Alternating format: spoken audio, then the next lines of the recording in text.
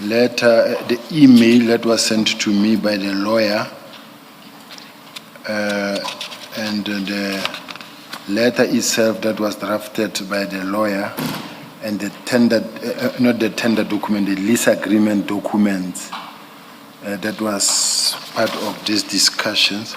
Copies are being made, but I thought I should maybe perhaps, without any waste of time, with your permission, Chair, if possible, that I read it into the, unless the Chair directs otherwise. We have been furnished with copies, General. Let me just look.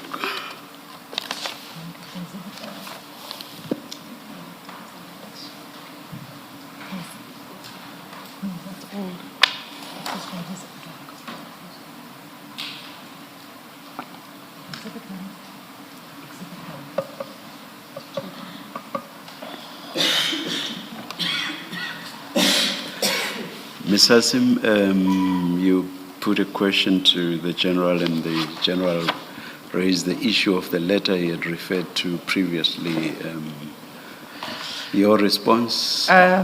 Chair, can we just admit the letter into the record as Exhibit CJC 82? And then, I mean, I'm not sure whether the witness is saying he wants to address the letter now or not. That's my impression. Do you want to address the letter, or do you want to admit it in? For me, it is very much crucial to support the fact that it was on the 17th of January when I received the email. Okay, hold on. I just wanted to get the answer to my question about what you wanted to do. It's clear what you wish to do. Could we admit it into the record as CJC 82? So and then the witness can. I'm sorry. So admitted. Thank you. And now you can take us. You don't need to read it into the record because we have it. The commissioners have it, but you can tell us what you want to say about it. I just wanted to say that this is a lot of demand, a notice to vacate the promise, to vacate the property, and then also saying that they act on behalf of Mr. Madlanga made it 24, and that there are people who are actually occupying the premises which has been leased to them. So that is what they came to and discuss. And I might have, or I made a mistake that I must admit, that I spoke about the tender document when in fact it's supposed to be the lease agreement. Yes. So I'm just correcting that error, Chair. So, but General, sorry. Yes, Ms. Hassim. You know, you refer to the letter. There's a cover page, which is the email, and correct me if I'm wrong, but it seems like the letter was attached to this email. Is that right? That's correct, Chair. And it's an email from Mr. Madlanga to you. It's email from Mr. Madlanga to Sitole, Major General Sitole, and then copied DNC Crime Detection, myself, yes. And the date of that email? It's 22nd of February, 2024. So you received this this letter of demand on the 22nd of February, 2024? This document, what is important about this document, it is the document when they were setting up an appointment to see me, and then to come to the office, I guess. Because when I look at the letter of demand is signed 19 January 2024. In other words, they attached this letter of 19 January as well. Yes, I'm trying to understand. I see that. The letter of demand is 19 January 2024. They sent this to you on the 22nd of February. But this was after your meeting. This was after the meeting you had with Mr. Madlanga. Look, Chair, based on the fact that I see paperwork now in front of me and the dates, I'm subject to correcting the dates where I see the dates, because the bottom line to me is that it was this that the meeting was based on. Now, the email came first, and then the attachment here is 19 January, which means this document was there already when the lawyers came with Mr. Madlanga to the office. So which means that my meeting could have been around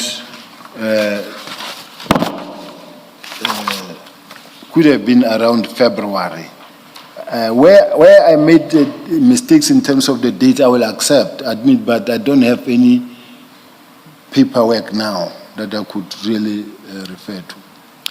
Yeah, you know, when I first started asking you about your first meeting with Mr. Madlanga, do you recall I pointed out to you that in your statement in the ad hoc committee, you said that the meeting was in February.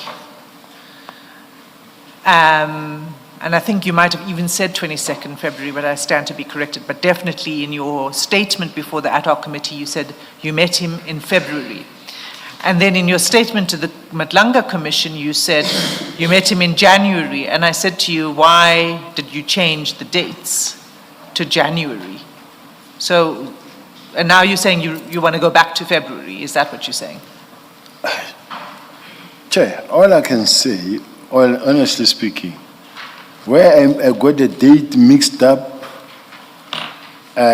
here are documents, of importance. Here are documents with the dates, the two dates, whether it was February or January.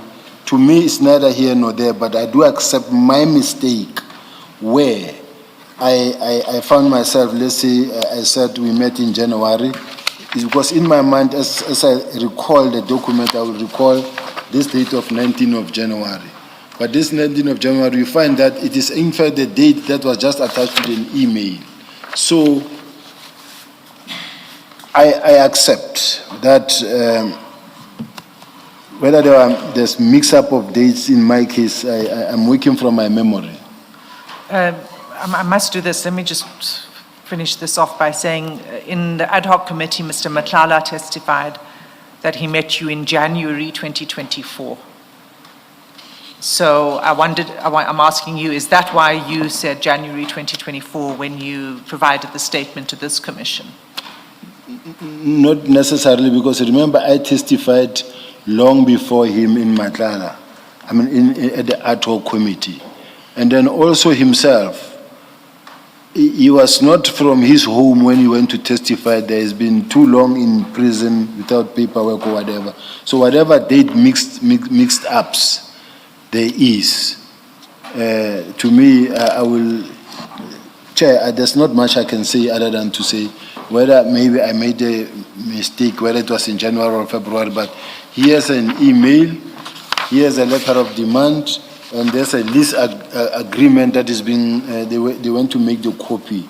And this is the gist of the basis for the meeting.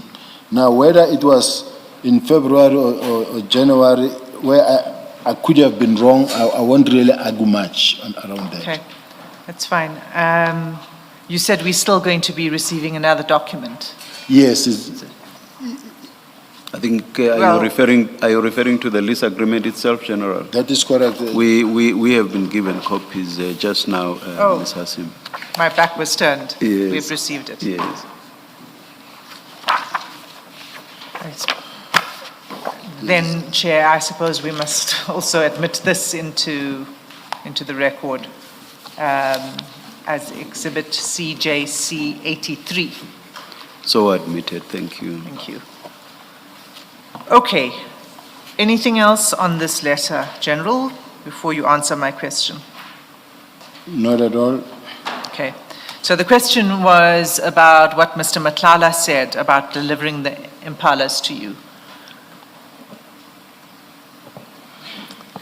All I know and all I can remember is that he denied it himself. He said it never happened, and then that is not his voice. So I say, I know for a fact that I never received such. Okay. So let me just take you to another part of the record, the chats. It will be in file 7. Yeah? and it's page 89.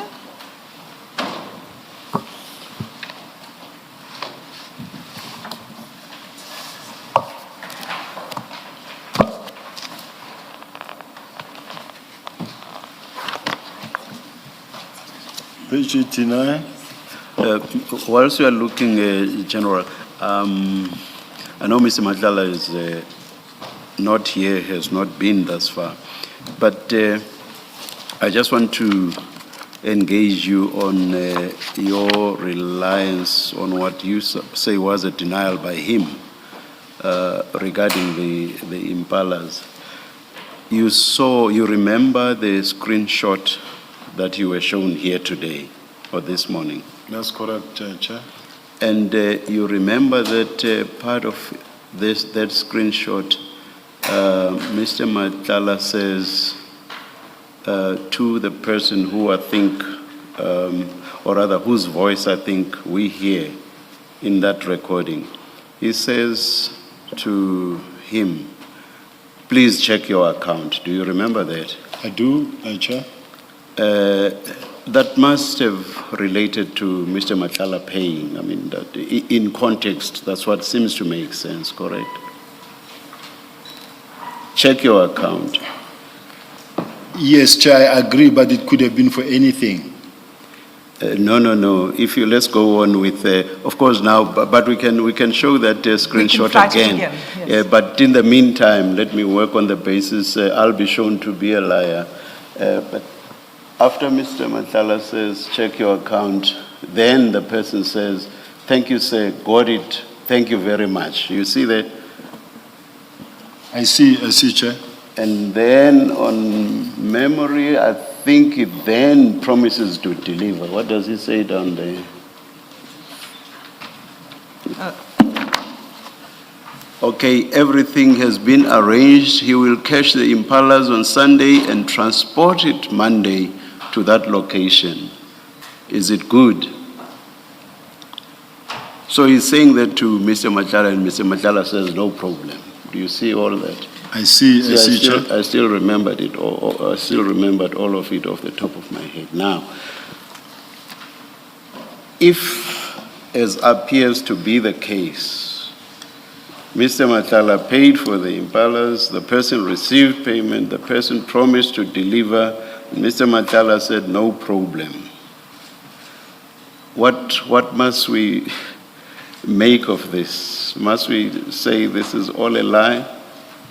From where I'm sitting, Chair, when I'm sitting with a situation where I said I don't want the impalas, remember, Chair, at the back of our mind. No, I'm very sorry to do this to you, General.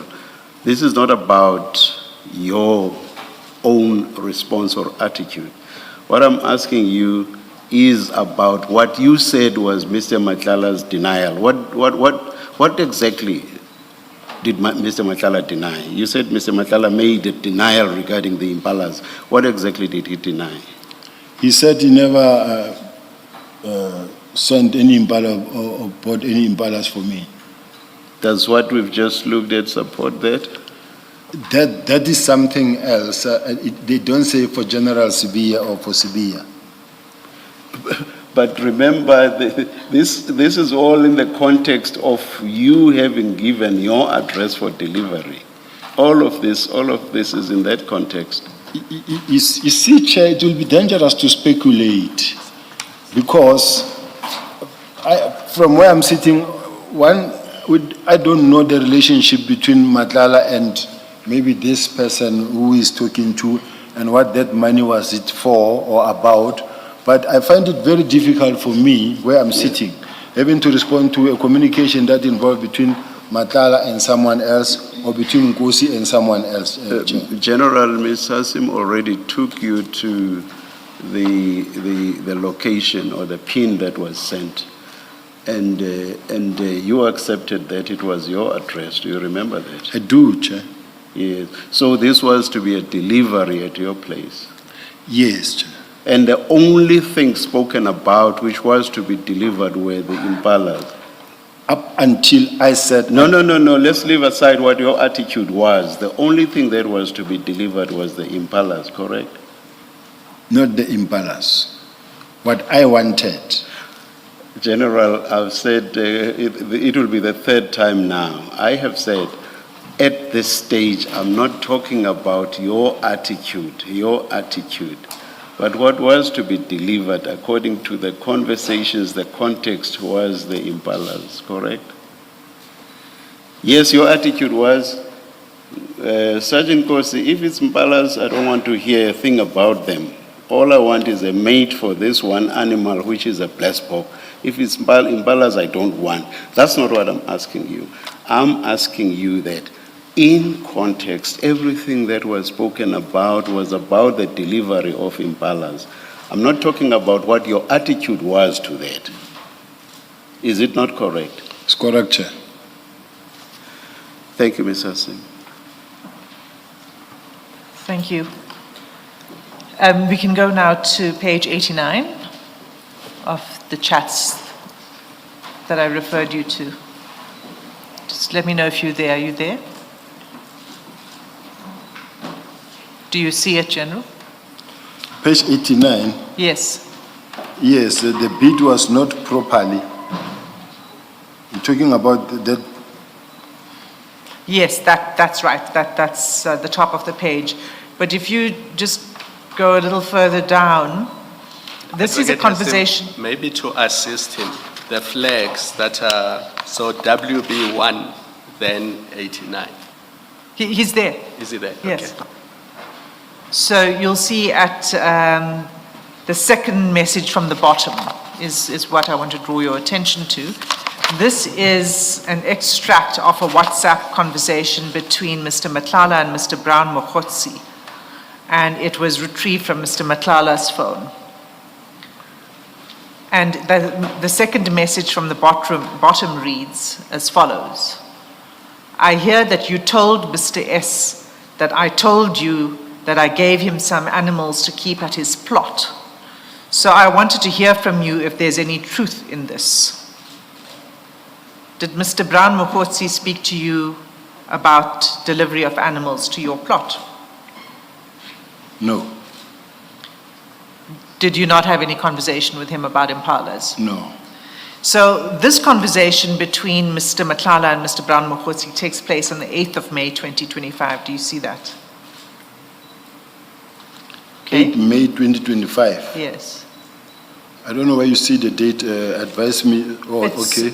On that chat. I say 14 May 2025. No, it's the one above. Oh, one above, yes, Yes. 8 May. Yeah, okay, I see it. There's a gap in some days before he sends the next message to Mr. Mokhotsi. So it's 8 May 2025. So it was before his arrest. And the recording that we played was taken at the time of his arrest on 14 May 2025. Okay? So the conversation about the impalas, the animals and the delivery to the plot, was already taking place before he was arrested. Do you see that? I hear what you say. You still maintain that the 14 May was an AI generated? I wouldn't get involved into the AI generated stuff or part of it. All I'm saying is that these are the conversations between certain individuals on their own accord, whatever they were talking about. That does not involve me. It does involve you, though. And they are talking about the delivery of animals. Here Mr. Madlanga says animals, but what we know them to be are impala. But So if there was not this issue of the impalas and the delivery of the impalas to your property, why would he be discussing it with Mr. Mokhotsi? What I heard is when you were saying to Mokhotsi, I hear you going around saying, you told so-and-so that, let me read it. I hear that you told Mr. S that I told you that I gave him some animals to keep at this plot. So I wanted to hear from you if there's any truth in this. Yes, he's asking Did you tell Mr. S, who's, I think is you, did you tell him that I told you about those animals? Did you then go and tell Mr. S about it? That's what he's asking. Well, personally, I never discussed with Brown Mogotsi the issue of the impalas. I never discussed with Mr. Ket Matlala about the issue of the impalas. The only person you spoke to was Mr. Nkosi about the impalas? Yes.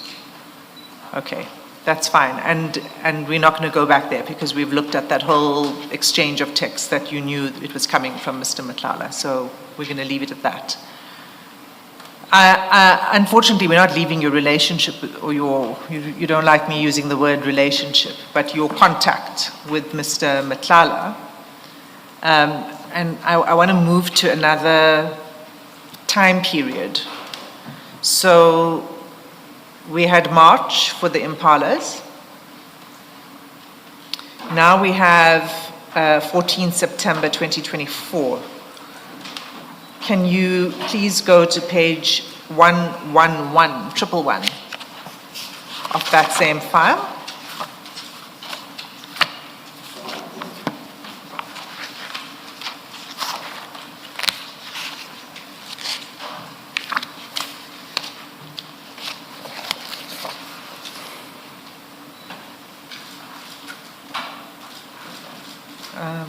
Hold on.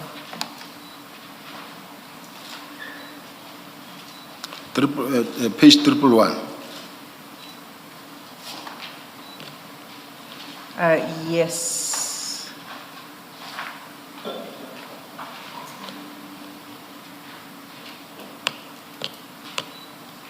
Actually, sorry, that's the wrong page. Can you please go to...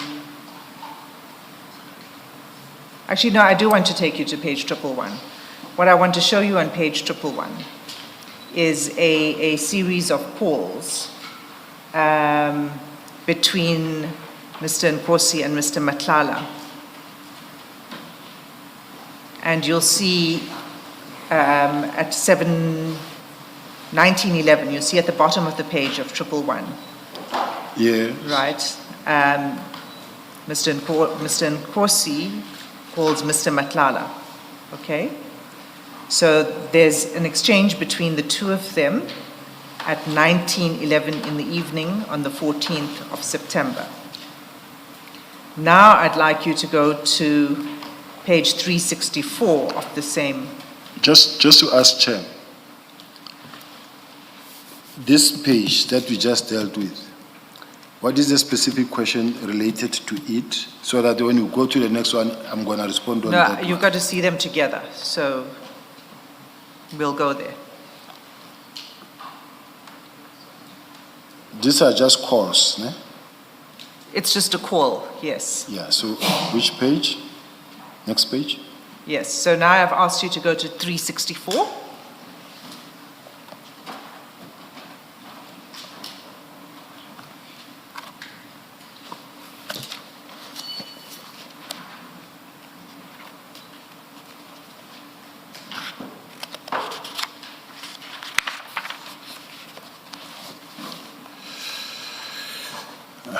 On it, Okay.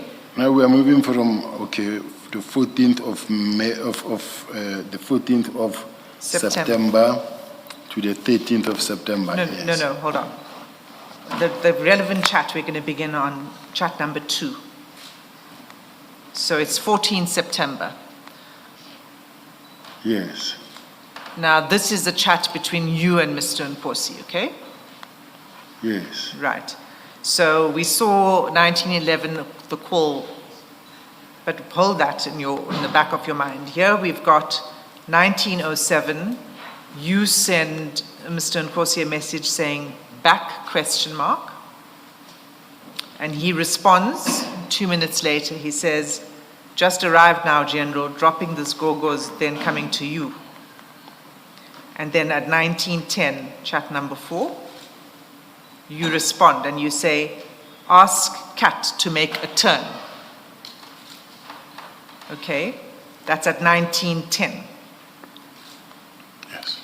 And then we saw at 1911, Mr. Nkosi called Mr. Matlala. That's at page 111. Do you recall? I do. And then he comes back to you at 1911 and 14 seconds with a message.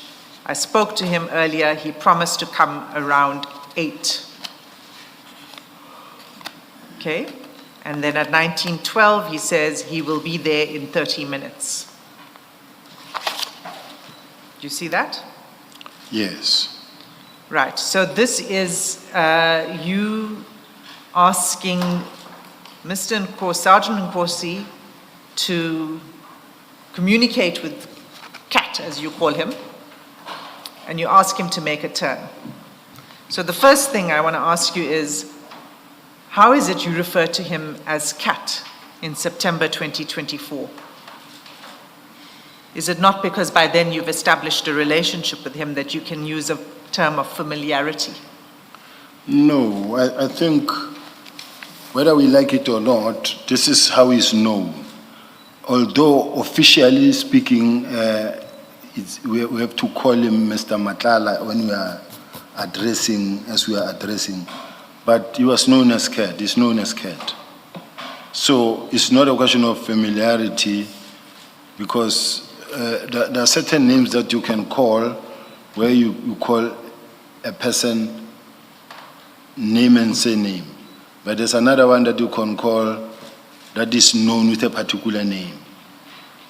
Unfortunately, that's how it is. So you say to Sergeant Nkosi, ask Cat to make a turn, and you know that he will convey that message. It's not unusual for him to be asked by you to communicate with Mr. Matlala for the purpose of inviting him to your house. This is not unusual.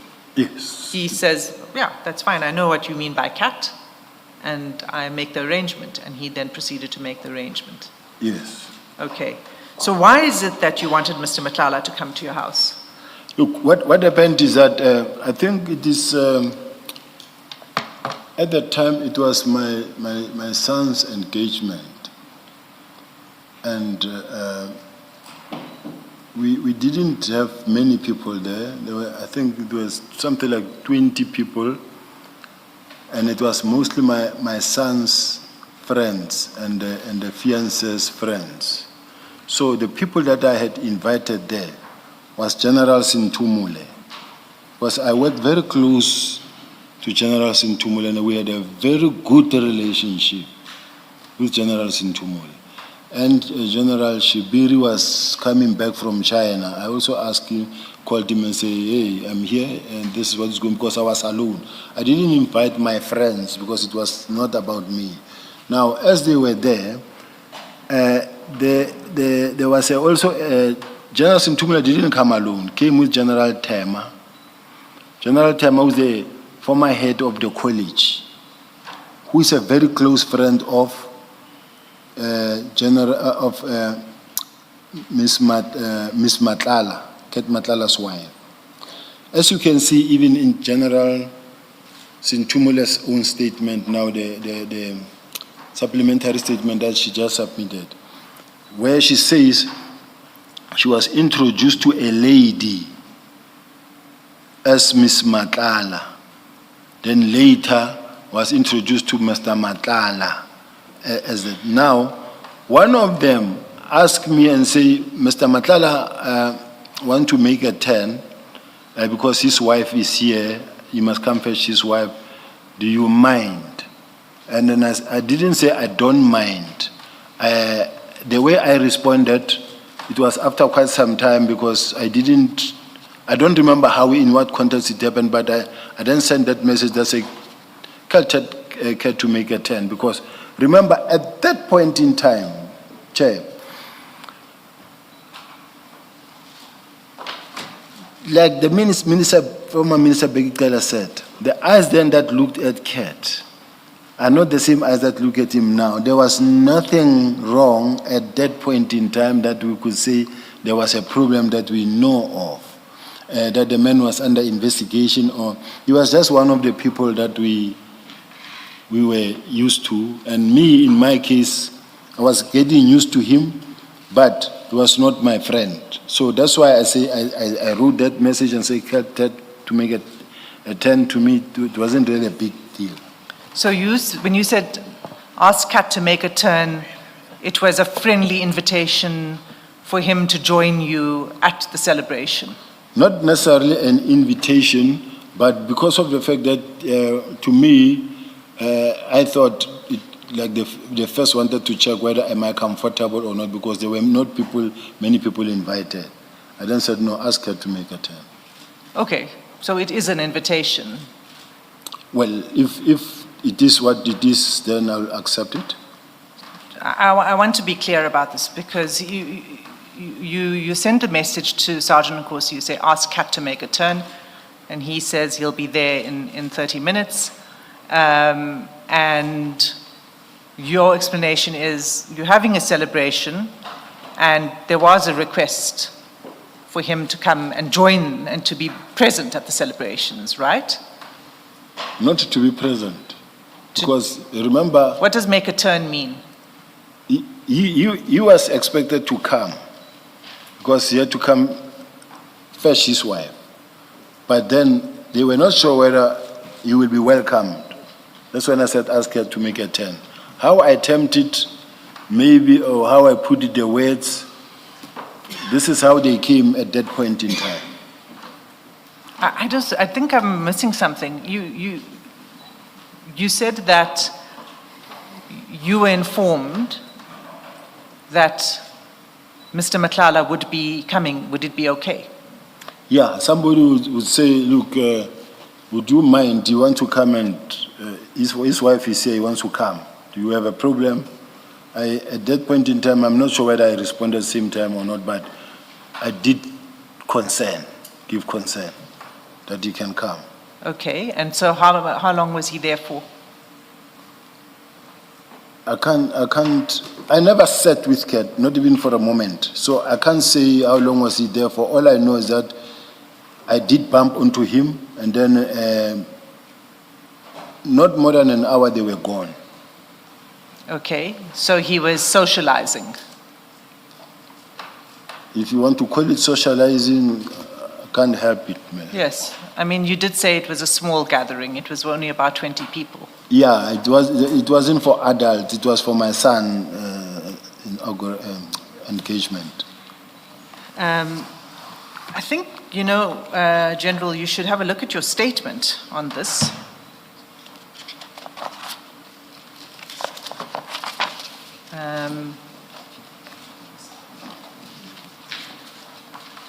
Sorry, it's the statement from this morning. Because your version there is a little different from what you're saying now.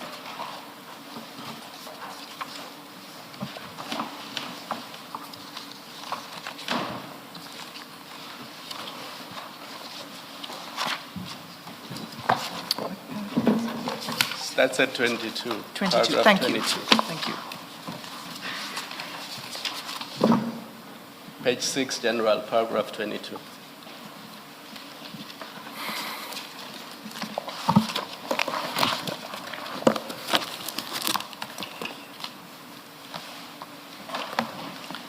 Paragraph 22. Yes. And your version here, maybe you want to read.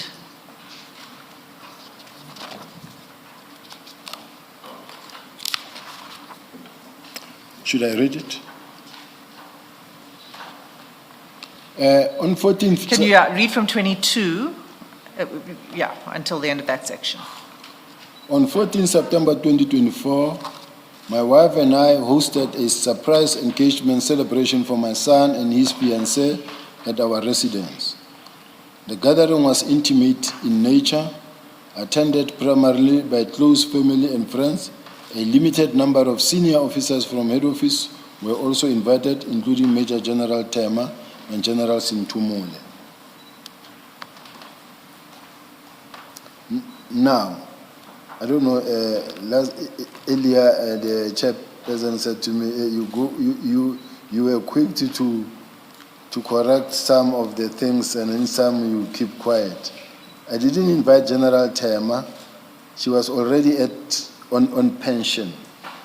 And then she's a close friend of General Sintumule. General Sintumule came with General Tema, and General Tema is a close friend of Ms. Matlala's wife.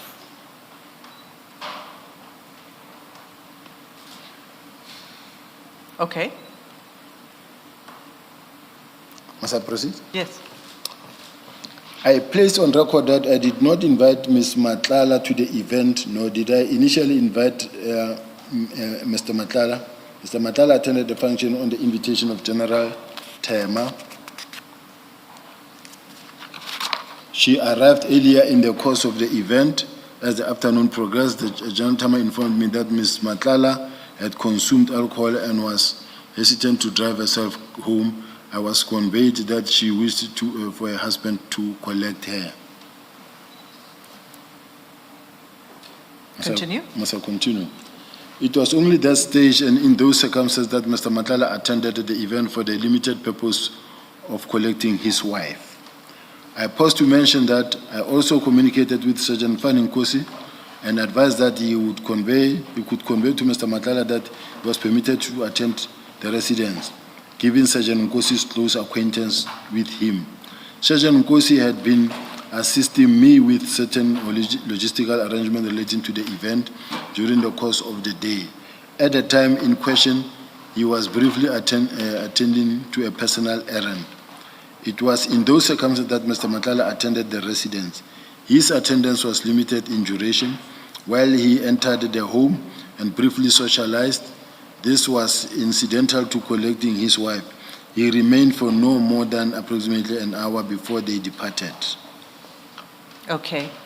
So when you communicate with Sergeant Nkosi to make a turn, you don't say to Sergeant Nkosi, it doesn't indicate to Sergeant Nkosi that you are giving permission to collect his wife or that there's an issue that his wife can't drive or anything like that. Why is that? How are we to interpret that? Because it doesn't sound like somebody who you're saying, you know, you need this permission to come collect your wife because your wife. No, I wasn't hostile. We were not hostile. There was no hostile relationship between me and Mr. Matlala in such a way that I could spell it out in that fashion. To me, remember in that moment, at that time, you didn't know and think of a moment like this one. So it's just something that was happening out of 10. But why would you then need to, if Mrs. Matlala is there and her friend is there and they say, is it okay? She would like her husband to join. Why do you then need to contact Sergeant Nkosi to ask him to invite Mr. Matlala to make a turn? If all you're doing is saying, yeah, it's fine, if she would like him to join, why not leave it to the wife to communicate with the husband to say, this is where I am? Remember, Why do you need to contact Sergeant Nkosi to make the arrangement? remember that in some instances there's been situations where you find that a wife is invited to a party, but the husband is not necessarily invited to a party. And then the husband cannot just show up because his wife is there. And the fact that maybe also it was to my house and said, look, if it is there, just check with the general whether will he mind or not. But I don't say this is how it happened. But in my case, I was told that Mr. Matlala wants to come fetch his wife, and so he will be coming down here. I hope you don't mind. Yes, but that wasn't communicated to you by Mr. Nkosi. That was communicated to you by the people at your house. Yes. So once you say to them, I don't mind, why don't you then leave it to them? They can then say, we've spoken to General Sibiya, he's got no problem. And then he comes. Yes. Yes. But I did. Why did you need to go through Sergeant Nkosi? Not that I needed to go through Sergeant Nkosi, but at some point I did communicate to Nkosi because I know that he knows Kat. And then I said, no, tell Kat to make house. He mustn't to make a turn. He mustn't be afraid. He knows that you know Cat. We are past that stage. He knows that I know Cat. Okay. And I'd like to take you just to what Mr. Matlala's version is on this. And that's at file 6. It's also an audio recording. It's the one prior to the one we just listened to. So it's file 6, page 629.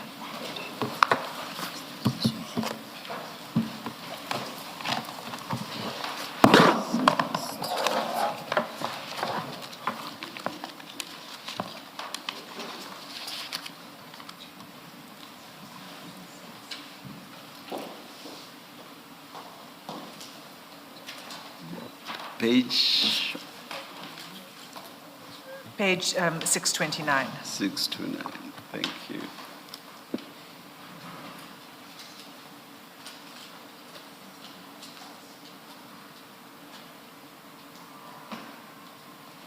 Okay, so, it starts a little earlier. You're free to read from the beginning of the transcript if you wish. It's a discussion about questions regarding Sergeant Corsi and you. And then it comes round in 629 to the discussion about EFTs, and the male speaker too says he wants something like dates, car that you were using, where's the car, the routes, things like that. Do you see that? Yes? Okay. And then 3 lines down, so line 13 on that page, Mr. Matlala says, I was driving a Rolls Royce. I had a Rolls Royce, and then the transcript doesn't capture the rest. And then male speaker 2, what did his son want? And then Mr. Matlala, it was a party, indistinct. When I got to the party, and then indistinct again. And then witness C says, did you withdraw that money? And Mr. Matlala says, yeah, but remember, I will withdraw maybe 500 and then give him 300. Yeah, so I remember, do you want cars or places, etc. So what he was saying here is that he came to the party. He's saying, it seems, that he came in a Rolls Royce, for what that's worth. And that he came with money, but he said, I remember I will withdraw maybe 500 rand. I think he probably means more than just 500 rand. 500,000. Something like that. And then Mr. Matlala also says, I also went to his plot, his townhouse. And then he says, I was driving a Benz. Okay, so that's Mr. Matlala's version from here, just regarding the party. There are other things, but for the moment, what is your response to that? Chair, I have screenshots of the family group, family meeting, the grouping that we have, and how each one of them were contributing. This one buying this one saying I'll buy this one saying I'll buy the cake, this one I'll bring this, and then I said, okay, I will bring the spread braai. It was just for 20 people. That didn't need even 300,000. My family paid everything 100% for what was going on. So I want to share it, and I want them to also display it, because this is a family meeting. I mean, and then I don't know how I can be assisted that they be also shown there. The same way we see this one, let this communication be shown there, because this is what happened. But you just tell us what... Sorry, Ms. Hasim, I think you referred to 500,000. 500 rand. 500 rand. Yes. 500 rand, not 500,000 rand. 500 grand is 500,000. Sorry? Rand. 500 rand. R-A-N-D. No, we didn't need 500 rand, quite honestly speaking. You remember, it was at a late stage, and it was almost done, basically. So the audio clip, and we could play the audio clip, Chair, but 500,000, and what it's suggesting in the audio clip, the transcript has these indistinct in between, so it's not quite complete. 500,000 suggesting that he takes cash, basically, to General Sibiya. They talk about 500, actually, I think it's something like 300,000. You listened to that audio clip, did you? Yes, I listened as he was testifying, but obviously I know that the evidence leader believes so much in that thing, which No. I don't, and it's not, No. it's not right. No. Please don't do that. Please don't do that. I'm not believing in anything. I'm putting to you the evidence that has been placed before this commission. It's only fair to you that you are given an opportunity to respond to this. I want to respond. And a straight answer would be benefit to you. Chair, I want to respond by showing the group that was created by my wife with the family and kids. Other kids, I've got 6 kids, all of them adults. They are working.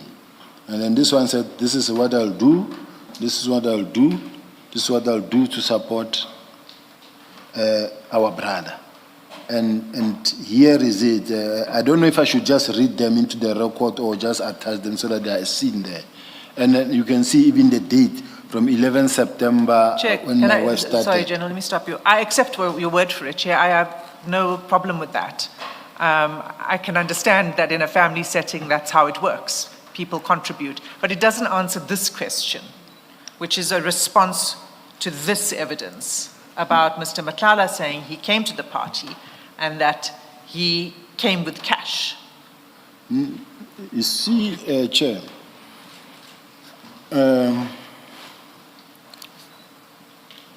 in all fairness, it is important that when the evidence leader tried to demonstrate that Mr. Madlanga came and he contributed to my son's engagement, then I demonstrate that no.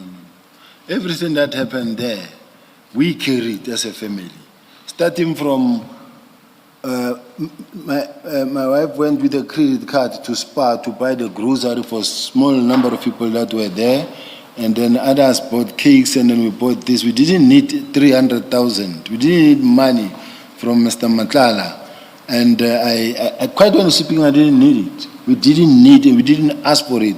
And then if it was in a sense that is going to bring that amount of money at that point in time, at that late hour, he would have done it maybe in the during the day so that I can use it to spend.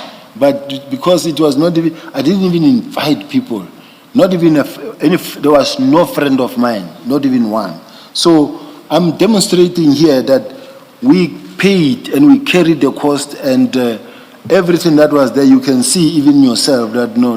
Here the family were working together in dealing with this whole thing. So please, this thing of the 300,000, I'm throwing it away. I'm rejecting it right away from the onset. Okay. I'm not going to, it's still not answering. I didn't put it to you that it was for the purposes of the engagement or for paying for that evening. I don't know what it could have been for. I'm just putting to you what Mr. Madlanga says.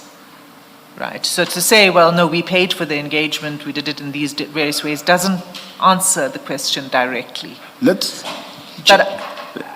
Perhaps it does in this sense, and perhaps I'm suggesting that he should move on, Mr. Yes. Sim. It answers it in the sense that he denies ever having needed the money.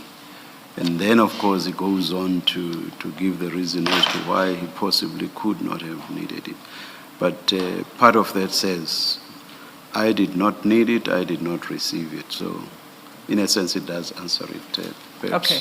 yes. I'm happy to move off this. I think Yes. we're not going to get further with this. Are you I just leaving want that to- topic, Advocate Hassan? I have one question on this topic. On this, I just want to confirm one thing before you do so, Commissioner Khumalo.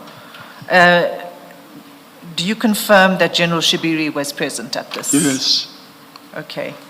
And he was aware that Mr. Madlanga was going to be arriving? I wouldn't say so, because it looked like General Shibiri was arriving from China at that point in time, because when I called him, he just said, I just landed or I arrived, something like that, but he was not around. General, you make all your answers very long. Can you please try to shorten your answers, because the question is a simple one. Was General Shibiri aware that Mr. Madlanga would be there? If you know he was, you say yes, he was. If you don't know, you say I don't know. If you know that he did not know, then you say no. I really don't know, Chair. Sorry? Okay. I don't know. Thank you, General. Thanks. And then, may that request please apply to all your answers. I do know that there are instances where you may want to give an explanation, but it cannot be in respect of all your responses. Thank you, General. Chair, I have a question to ask. Yes. What is the status of this witness's statement? What is its status? Is it a confession? Is it an admission? Or it was just an interrogation? Because I'm being asked on something that could have been obtained unlawfully as well, or like as determined by Mr. Madlanga as being AI generated, and say, I deny this and I deny this and I never said this, or the circumstances under which this statement was undertaken, where they went and booked him and then spent 5 hours with him interrogating him. Now, whatever they said about me, because they want me, now I'm responding to the statement that were made by the sergeants, when in fact they are talking about a confession that was obtained by Mr. Madlanga that was supposed to have been, they are junior officials, they are sergeants. They were supposed to, when a person begin to make an unequivocal statement that if it were to be made in court would amount to a plea of guilty or a confession or an admission, then which means then there are certain procedures that needs to be followed. And in this regard, we're talking about a statement where people just went to book a person out, sat with a person out for 6 hours and saying it was an informal decision. It was an informal discussion. And then as a result, I just want to be assisted. Where do we position this thing?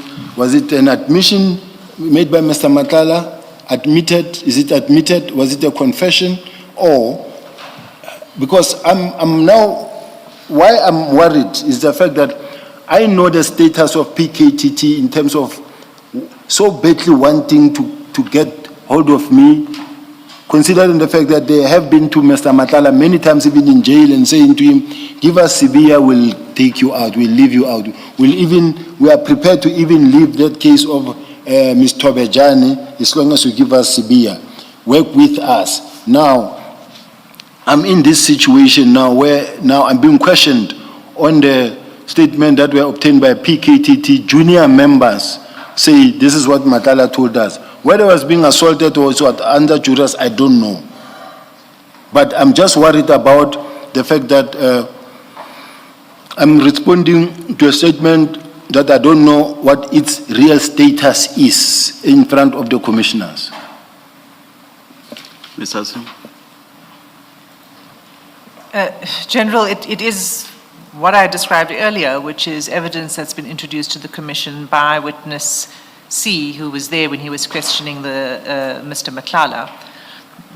And that's all it is. This is not a criminal trial. This is evidence that emerged during the course of this commission's hearings. I hear you speaking a lot about this plot that's against you, and that witness C and that all of the people who were responsible for arresting Mr. Madlanga are actually doing it as part of a plot against you. But that doesn't take away from what, in his own voice, Mr. Madlanga has said. You can say it was AI generated, that's fine. I'm putting it to you so you can respond. You can admit it, you can deny it, you can say whatever you want to say about what Mr. Madlanga allegedly said, if you want to put it that way. And that's it. Ms. Gillian, do you wish to say anything on this? I agree with the evidence leader that the status and the admissibility of the evidence is not what is to be investigated, but simply this is what somebody said, and for that purpose alone the witness is asked to respond. Thank you, Ms. Kelly. General, at this stage, just a minute, just.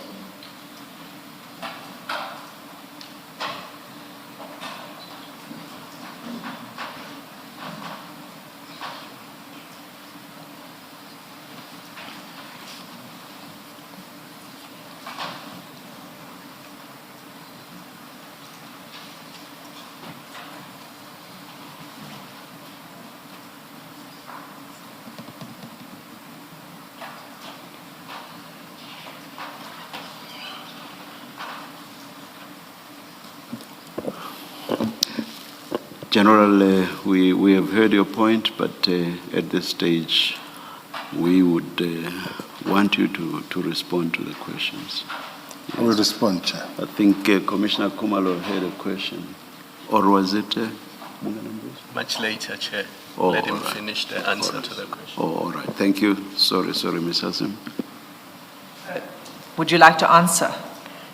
I thought I responded in the chair. I would suggest that if rather Okay. repeat your question. Oh, no, it was really to respond to to what Mr. Matlala is saying, that he came to your house, that he came, in a Rolls Royce, that he had withdrawn cash, and that it was 500,000, but that 300.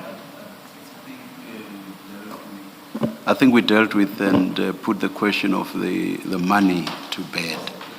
He denied the bit about the Yes. money. Yes. Yes, for some reason, the witness reopened it and said he was questioning the status of it, so I thought he wanted to come back to that question. But if you don't have anything else to say on it, we can move off it. I do. Yes. Chair, the only question, and without any waste of time, is that over and above the fact that some of these allegations are allegations that can really be confirmed.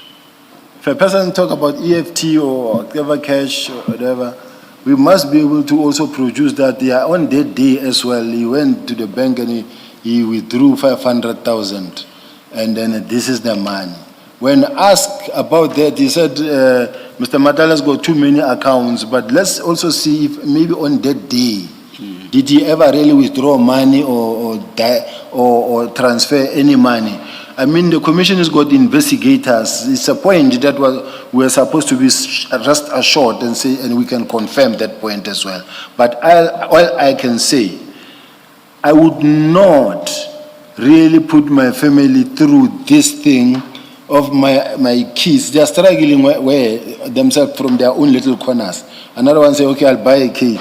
This one said, no, I'll buy this one and then I'll contribute here to support our brother. And then the next thing, when I know that, no, I've got 500,000, I will say, no, don't worry, guys. And then I'll put actually 50,000 and say, go deal with this thing. And then I keep quiet with the 250,000 and see what I do. But that is not the case. So I deny this thing of the EFT, the 500,000, it's just being malicious. Yes, Ms. Hassan. I have no further questions on this. I'm going to move off, Commissioner Kumalo. On the 14 September event. Yes. Yes. General, I have just a few questions. So when Mr. Matlala came to your house, it was late at night. I'm assuming it was around 8 o'clock? That's correct. Yes. And when somebody who's never been to your house before comes to your house that late at night, you would open the gate for him? How else would he get into your house? No, Chair. General, did you open the gate for him? I'm trying to explain to you. I have security at the gate that opens the gate and closes the gate when we have an event, so that people that are invited, they cannot call in every now and then someone must go. So one of the people that I ask that works with me, or that we ask the gardener, will be at the gate. As a car comes in, they will open the gate. And then as a car drives out, they will open the gate, so that nobody comes every now and then call me, open the gate. sometimes I can't even hear the phone, or I don't find my phone somewhere. So we normally make provision for someone to be at the gate. So did you tell that person that Mr. Matlala will be coming to your house and they must open for him? No, I don't tell a person that Mr. So-and-so will come. You are at the gate and then you know there's an event at home. Whoever comes, open the gate. Whoever goes, open the gate. And when the gate was opened for him, did you go to meet him and introduce yourself or him introduce himself? Not at all. There was no greeting? No. Like he said, I bumped into him. It's not like I was seeing him for the first time. So, I met him, I bumped into him, we greeted, and then he went and joined his wife. No, understand me, he's coming to your house for the first time. I mean, when you go to somebody else's house for the first time, you greet them and they welcome you into their house. Did that not happen? No, it's not how it works, how it happens in all instances, especially under conditions like those. And considering the fact that my house is there. You love explaining. You can just say that did not happen and then we leave it there. All right. So I don't want you to give a general. My concern with your original statement, it is 90 pages long. Remember, we've been through it over the past 3 days. And from paragraph 161, you address allegations concerning your purported relationship with Mr. Matlala. And all you say in 4 paragraphs is that there was a meeting in January 2024. That's it. You don't mention that there was an occasion where he was invited to your house and there was a party and he did attend, circumstances of his attendance, and he spent an hour at your house. Why is it that you did not consider important to deal with that in your statement before this commission? Why does it have to come by way of a supplementary statement when other people like General Sentumule mention where they met Mr. Matlala, that they met him at your house, and only then do you volunteer information to this commission that, oh yes, in fact he was at my house, there was an event at my house and these were the circumstances? Why is it that you did not mention this in your 90-page statement when you devoted a section of your statement to allegations about your relationship with Mr. Matlala?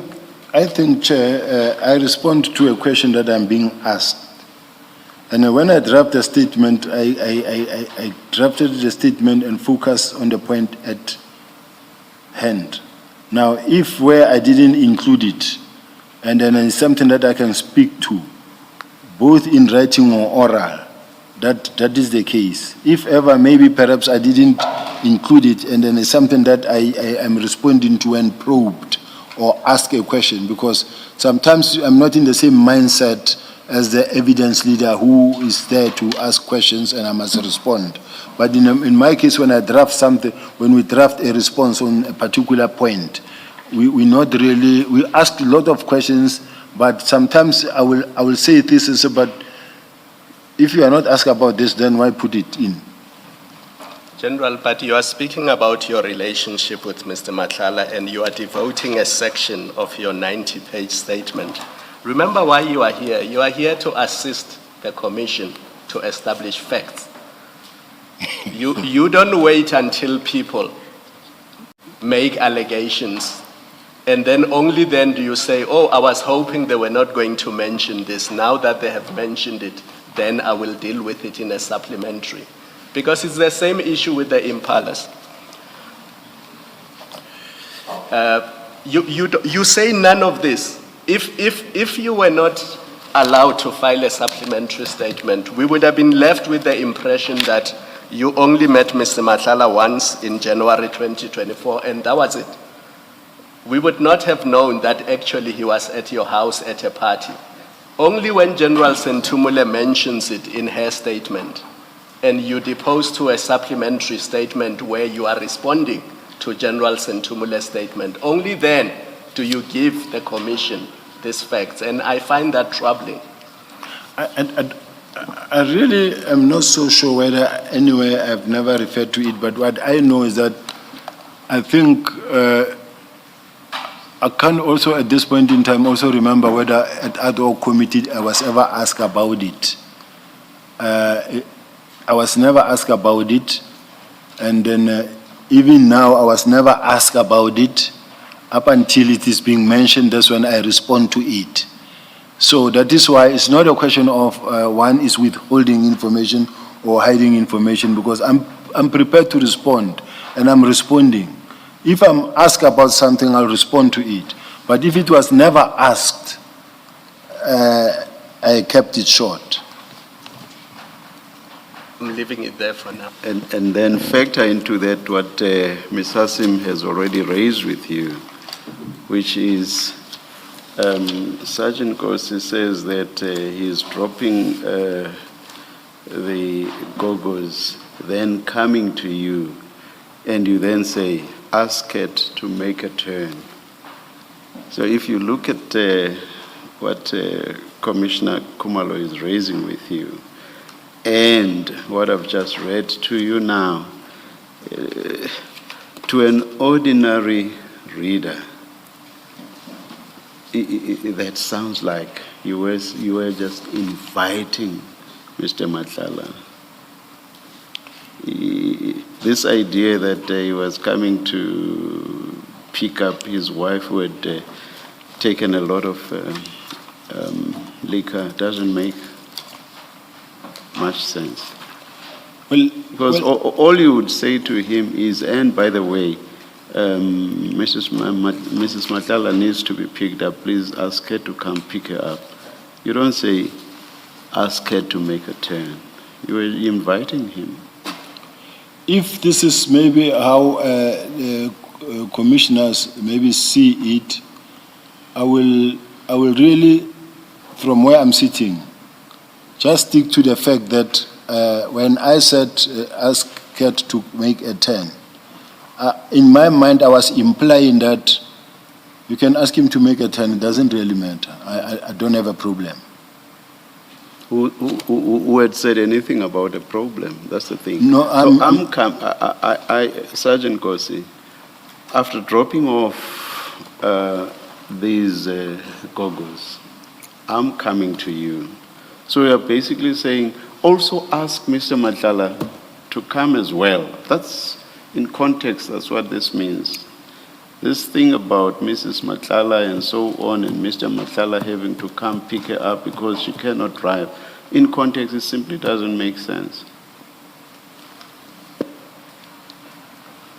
General, you're shaking your head. Are you shaking or nodding? I think brother. he's nodding. I think the general is nodding. No, it's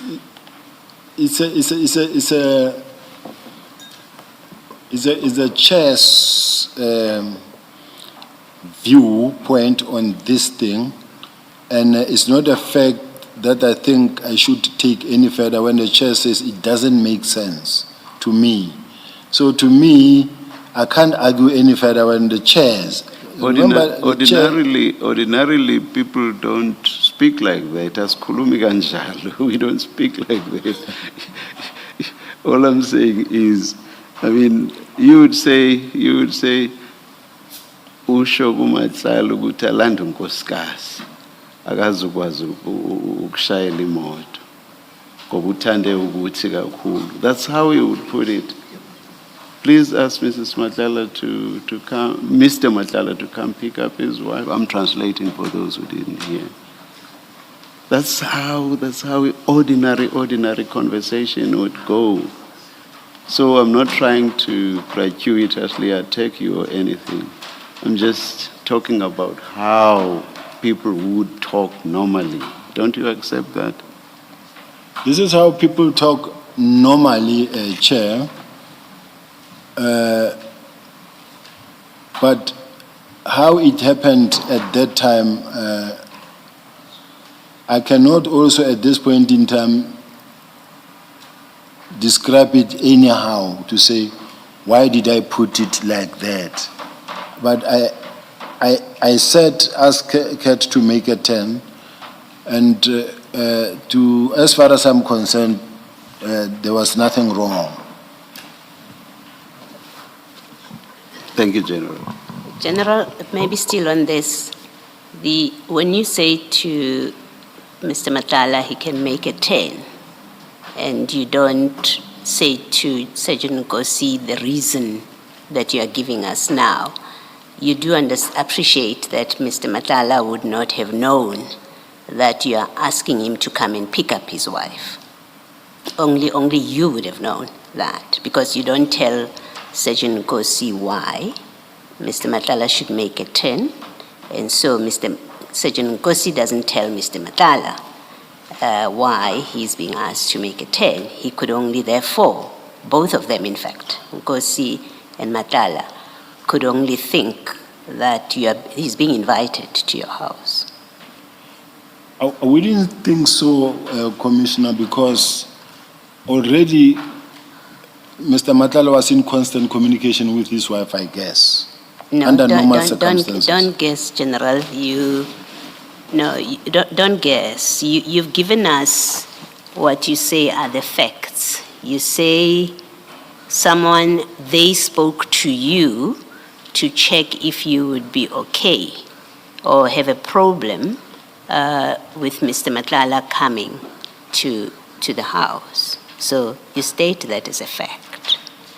You then respond by instructing Sergeant Nkosi to tell him to make a 10.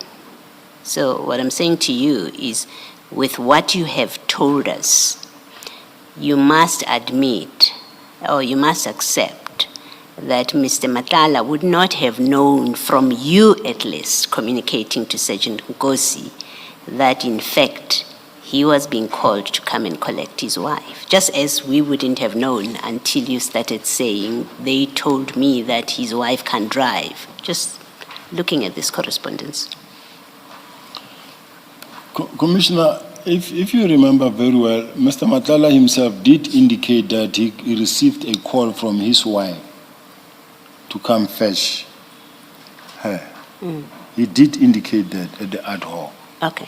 I'm not aware of that evidence. I'm dealing with I would like to believe, I don't want to think that you are tailoring your evidence to accord with what Mr. Matala said. He may well have been lying.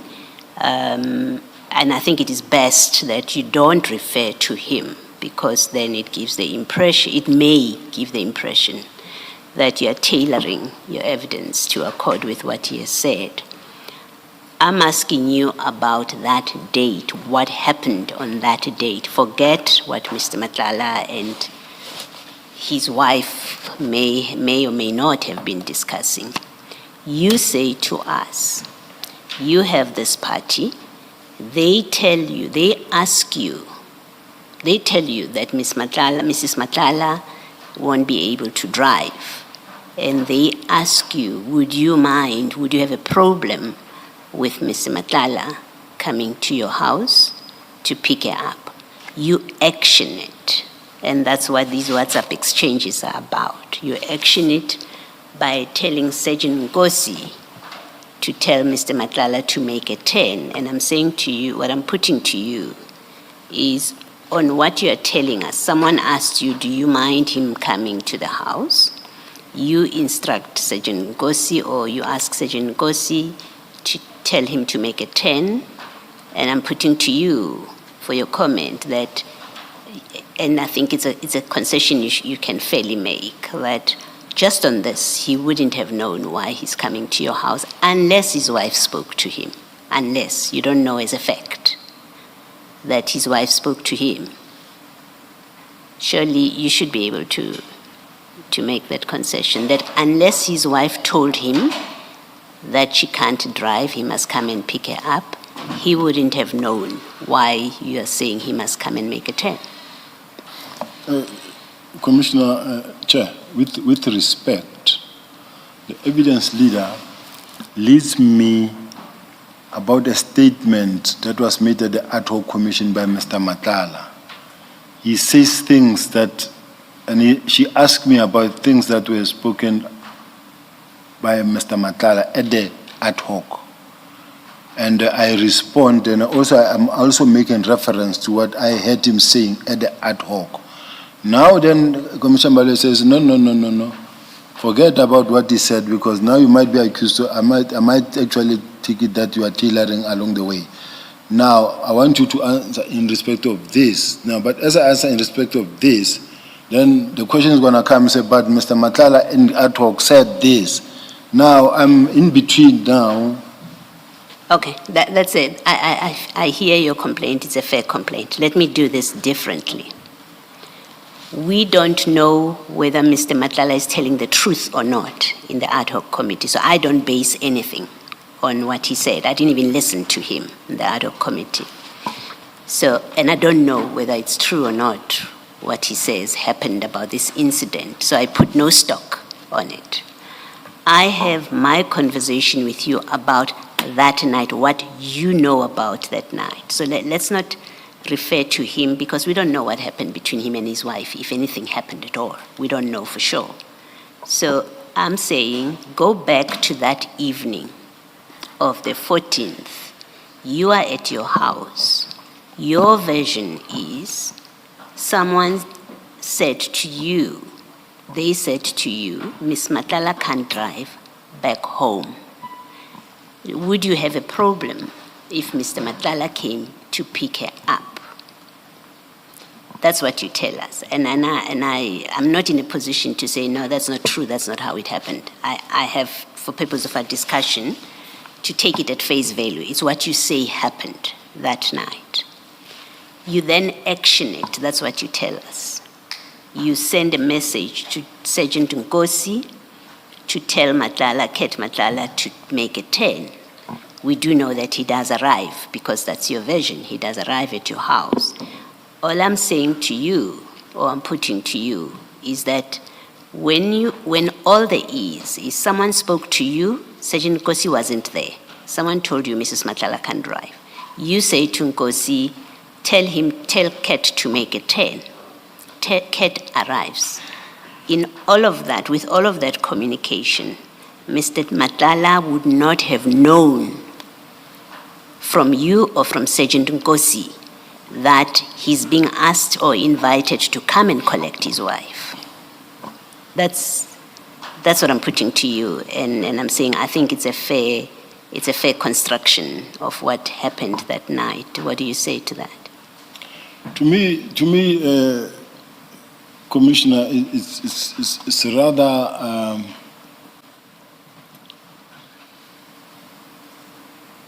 impossible that my wife could be somewhere at a party, and I don't know where my wife is, or I know that she's at a party and she can't drive, and then that someone else must call me and say my wife cannot drive.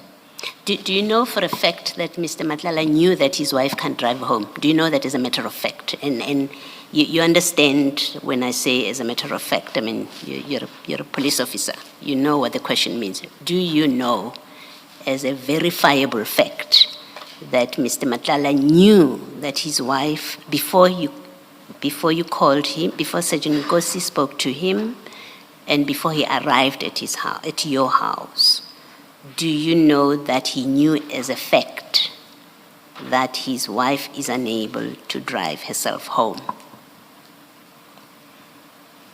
Personally, I didn't know. Okay, thank you. That's what I wanted from you to clarify. You want sorry. to follow up on this? Oh, I'm still doing some questions. you can, I have a question on this chat. Please go ahead. But not if it's going to interrupt your line. So maybe you should finish, Commissioner. Don't forget your question. And then you say, when you say they asked me if I would have a problem, who is they that you're referring to here? I think it's either General Tema or General Sintumule, Yes, because they are the ones who were sitting with her. yes, Yes. okay. And you told them, no, I don't have a problem. I'm assuming you would have told them Yes. that. Okay. And if that's what happened, if you said to them, no, I wouldn't have a problem, why was it necessary for you to get Sergeant Nkosi to communicate with him? Sergeant Nkosi wasn't in the house with you. He was nowhere near you. So you can't say, or I saw him next to me and I thought, let me just mention it to him. He's out there. Why don't, after giving the answer to whoever it is that asked you, why don't you leave it at that? Why do you involve Sergeant Nkosi, who's far from this? I think I left it at that up until when either I got a call but we spoke with Sergeant Nkosi. That's when I said, tell Kat to make a 10. But I left it at then because it wasn't like such a special invitation. So up until at the time I spoke to, I said, no, tell Kat to make a 10. Because I could see already his wife was here and we had two generals there. The third one was Shibiri only. And then no any other person was there. These are the only two colleagues that I work with at that office that I came so that I'm not alone. And I didn't invite friends because I knew that others will complain why I didn't invite them. Why did you not call Mr. Matlala yourself? Like I indicated, Chair, I never made it my practice to actually communicate with him. Let me suggest to you what then your answer leads me to. Let me tell you what it leads to. That when Sergeant, because you could have communicated with him, you say you just never made it your practice to communicate with him. Well, Sergeant Nkosi says in January, you said he will be your contact person between you and Mr. Matlala. And this speaks to exactly that. You didn't call Mr. Matlala yourself when you could have, if indeed what you say was the reason for inviting him is the truth. You could have called him. You could have left it with the people that told you that his wife can't drive. You instead involved Sergeant Nkosi, who is not on your property, who is not in the party at that time. That seems to support his evidence or his statement that in January, when you were with Mr. Matlala, you asked him if he minded to be the go-between between the two of you. It's consistent with that evidence. What do you say to that? Which I deny, Chair. That is not the fact. That is not the case. I didn't need him to be a go-in-between. Well, he was a go-between here. You could have phoned Mr. Matlala, and you say to us, well, I didn't make it a habit to speak to him. And remember earlier on you testified that after your January meeting you started interacting with him.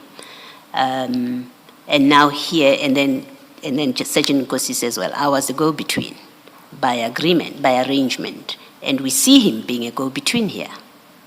He's a go-between here. When he says, when you say to him, ask Kat to make a 10, and he does that, and he updates you. I spoke to him earlier, he promised to come around. He will be there in 30 minutes. So he is the go-between the two of you. I don't think so, Chair. It happened. So it happened, but it does not necessarily mean that there's always a go-in-between. Yes. But I do understand that what the Commissioner is saying, that why couldn't you speak to Kat, Mr. Matlala yourself? But Yes. At that present moment, I didn't think of me calling him because I'm not even sure whether I had his numbers there in my phone because I never wanted to keep his number in my phone.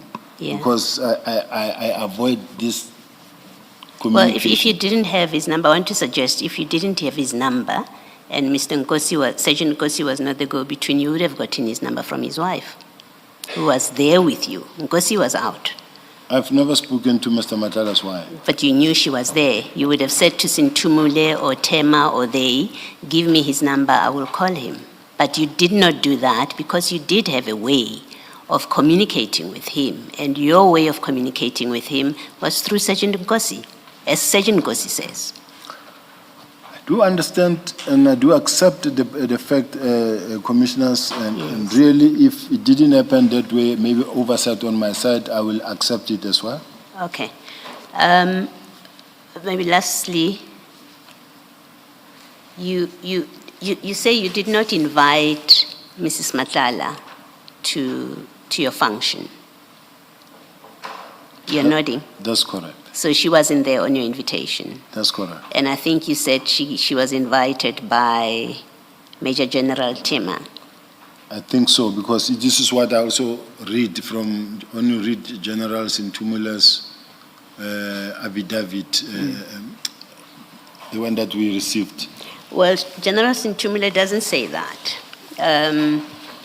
Her affidavit at paragraph 6.1, I can read it for you, otherwise you can pull it out if you want. This is her speaking to that evening, and I'm going to read. Do you want to pull it out, General? Are you happy for me to read it? I want to get it, it's just that I'm juggling It's between different it's files. file 10C.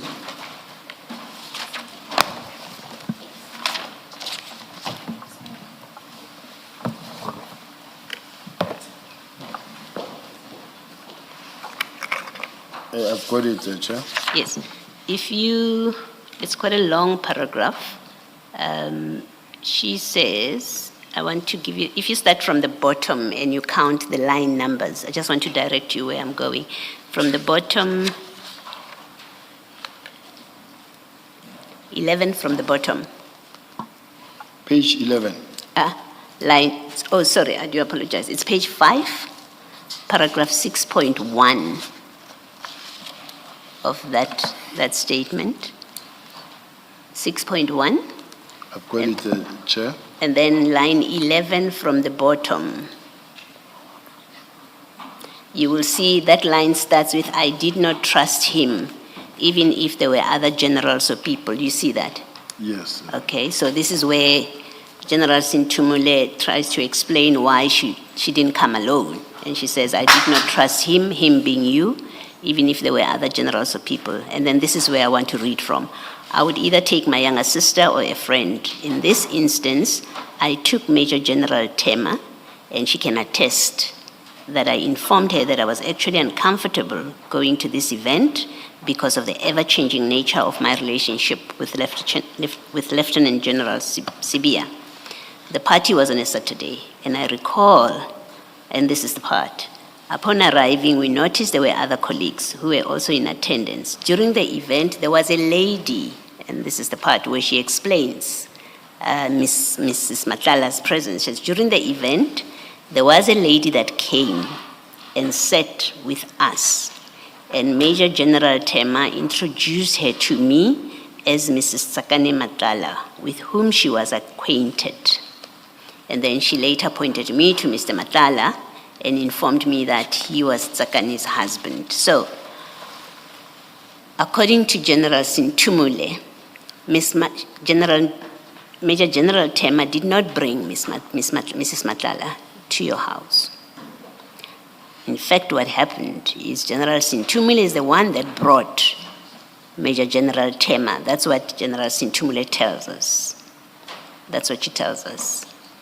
And then she says she then saw Miss Matlala there. So it is not correct. And it may simply be that you've got the facts wrong, or your recollection or your understanding of what happened that day, which is fine, if that is the explanation. But Mrs. Matlala was not brought to your house, according to General Sintumule. She wasn't brought to your house by Major General Tema. It is not correct, Chair. Miss Matlala is a very close friend of Miss Tema. Yes, she may well be. I don't know anything about their relationship. She may well be close friends. All I'm putting to you is General Sintumule, and if necessary, the commission can, if it's decided it's important, can get a statement from Major General Tema. But according to General Sintumule, Mrs. Matlala was not invited by Major General Tema. She says, I met her because she came to sit with us. I invited, when I say I mean General Sintumule. She says, I invited Major General Tema. 1, 2, while we were there, a lady came and sat with us, and she was introduced to me as Mr. Matlala. So that's General Sintumule doesn't confirm what you're saying, that they came with Mrs. Matlala. If I were to respond, Chair, Yes, please do. I'm going to say something here that no matter what I say, I don't see it changing the attitude of the commissioners in relation to my involvement in this thing. And I'm going to give you an example, Commissioner, that says, when you look at the lease agreement that, I don't know whether it's Dr. Pett, the one who did the BBL, or there is another doctor who was referred to get the lease agreement from Department of Public Works. They were referred by General Tema, who was the head of college. The same applies to Mr. Matlala. They were referred by General Tema to the same Public Works. Now, we are sitting with one person who is very close to these people, but the commissioner is saying, no. This lady, Matlala's wife, was actually brought by you, not by her, could not have been them. But she's very close to them, I don't know them. And I found them there working together, being very close to one another. General, I'm not saying you brought Mrs. Matlala to your house. If that's what's happening in how you perceive things, it doesn't come from me. I didn't put to you that you brought Mrs. Matlala to your house. I'm discussing with you your description of how you say she came to be in your house. You say she came with Major General Tema. That's what you said. One. And then you say even General Sintumule says that. You remember that's what you said. For now, I'm not yet asking for comment. You can say to me, I'm wrong in my recollection of your evidence. But your evidence, and let me repeat it, is she's very close to Major General Tema, who has since retired, and you didn't invite her to your house. She was brought by Major General Tema, who came with General Sintumule. Even General Sintumule says that in her affidavit. That's a sum of your evidence. Now, Chair, I don't think I was specifically saying they came all three together. Okay. In their house, to house. As I invited General Sintumula alone. Yes. And then she asked me a question and said, General, can I come with General Tema? I said, it's okay. Yes. Because at least she needed to be with someone. Yes. And then she came. Like even what I heard at the artwork when Mr. Matlala was saying, my wife was invited by one of her friends. So this is what I know, at least. Yes. But you said positively in your evidence, and it is important detail, because part of the work that we are doing is investigating your relationship with Mr. Matlala, so it is important detail. Your evidence a short while ago is that Mrs. Matlala came there with Major General Tema. That was your evidence. That part I did not misunderstand or mishear. And then you say Major General Tema is retired. She was invited. I didn't invite her. She was invited by General Sintumule. That's your evidence. And then you say even General Sintumule says so in her statement. All that I have done is to read for you, together with you, what in fact General Sintumule says about it. And I say, but what you've described about how Mrs. Matlala came to be at your house is not how General Sintumule describes it. So what you're saying is not the same as what General Sintumule said. And General Sintumule may well be wrong or being dishonest even about it. But You are, to the extent that you are relying on her affidavit, I was correcting you that no, but your reference to her affidavit or your reliance on her affidavit is incorrect, because that's not what she says. She says, we met Tsakani Matlala at that house. That's what she says. And that's really the gist of it. She says, we met her at the house. You see, commissioners, there are key points that I wish the commissioners could just also highlight or underline, rather, to say that I'm taking the relationship that says they are close friends. I'm taking it to the relationship with Dr. Pett, who did the BBL. I'm taking the relationship to the fact that it is General Tema who actually assisted Dr. Pett or the other doctor. I don't know whether it's Pett, but there are two doctors involved, because another one, she did head transplant, she did all those is now. When you look at the fact that I also indicated that they were at Mr. Matlala's house, at General Sintumula's house, both Mr. Matlala and Ms. Matlala, and I gave the registration number of the car. I do have the registration number of the car, and I'm challenging the evidence leaders, not the evidence leaders, I'm challenging the investigators also to see if they can locate the vehicle in the vicinity in terms of telephone triangulation to see if it can be confirmed, because it is confirmed. So I'm just saying, these people that are so close to Ms. Matlala and Mr. Matlala, no, they are there, and I'm the one actually who was inviting and who's actually close to Mr. Matlala, and these ones, no, I just wanted to put that point as a worrying factor to me. General, is the long and short of what you're saying that General firstly, I would like you to accept that the statement of General Sintumule does not confirm your version of how Mrs. Matlala came to be in the house. I think that you must confirm just by reading from the statement. You have a different version, she has her own version. So that should be easy to get you to agree to it. And then two, and maybe let me make this point, that if you speak about who was close to who in terms of relationships, I think it's a fair proposition to you or suggestion to you that on your own evidence, you were close to Mr. Matlala. It may be a question of degree. You didn't have a non-existent relationship with him. You told us earlier, you met him in January 2024, and years after that you started interacting. We see impalas coming into the picture, voice notes being exchanged. Mrs. Matlala is at your house. You say, tell him to make a 10 without explaining why.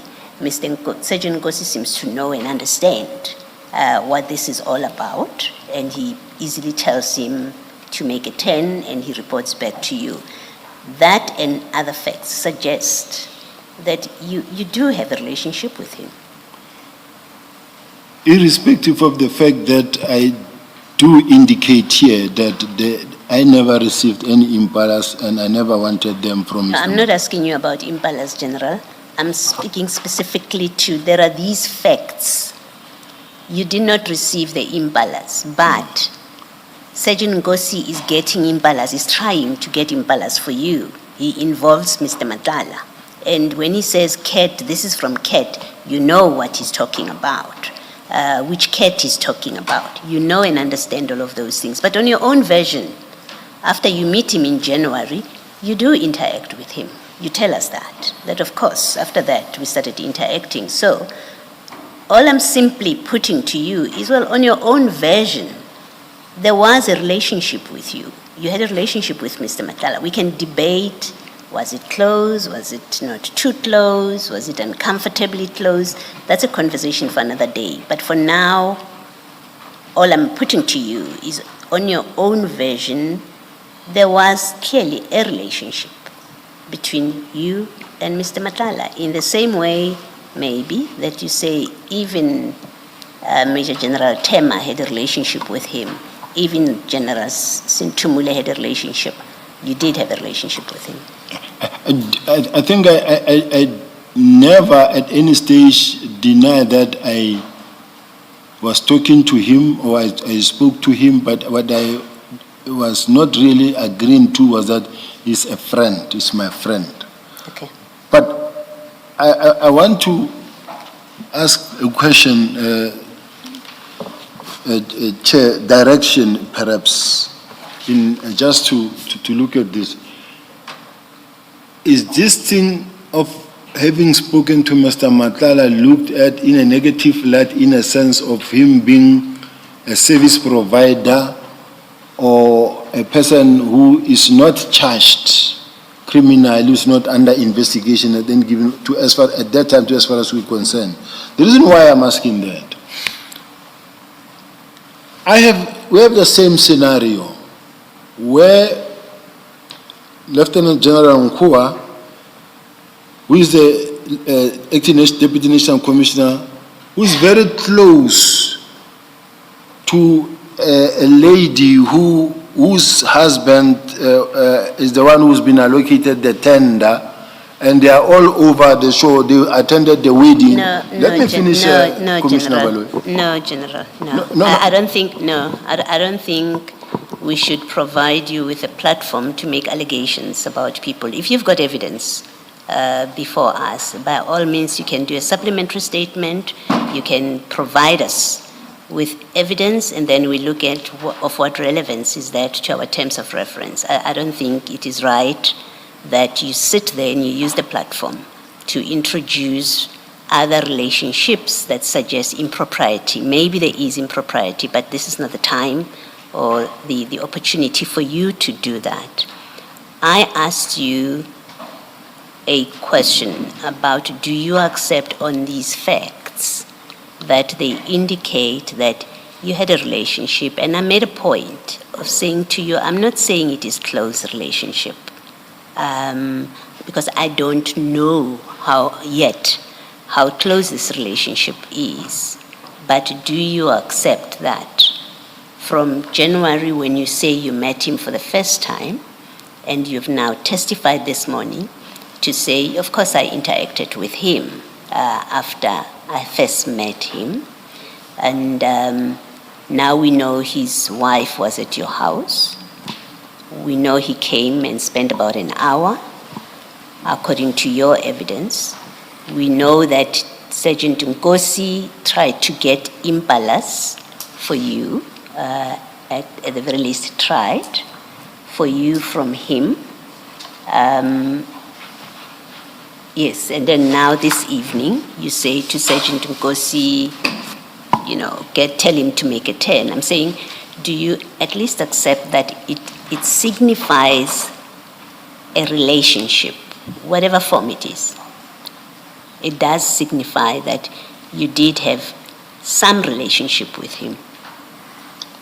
I wouldn't agree that this is a relationship. I don't really want to admit or accept the fact that some form of a relationship. I might have done that, but does not necessarily signify that there's a relationship. Okay. All right. Thank you, General. Ms. Hassim? Thank you. General, just before we leave these chats, when you send this message saying, ask Kat to make a turn, that wasn't the first time that you asked Sergeant Nkosi to invite Mr. Matlala over. Isn't that so? For the 14th September. I don't remember inviting him in any other place. There's one moment that I remember, because as allegations started filtering in terms of the involvement, his name was mentioned at some point in the Jerry Boshoga matter, where I needed now to understand, because I hear this thing, and I want to understand, can you be involved here? Could you be involved? Could you be the one? Because I needed to know that. So if it happens that maybe I might have, I won't deny. Remember, I don't have any access to my gadget and no recall of what must have happened. So I don't want to sit here and say it wasn't the first time, it was the first and last time. In the meantime, you show me something that I don't recall anymore. So I don't know. Okay. Let us please adjourn for 10 minutes, so 16:10, and we'll come back at 16:10 and sit until 5. Let's adjourn.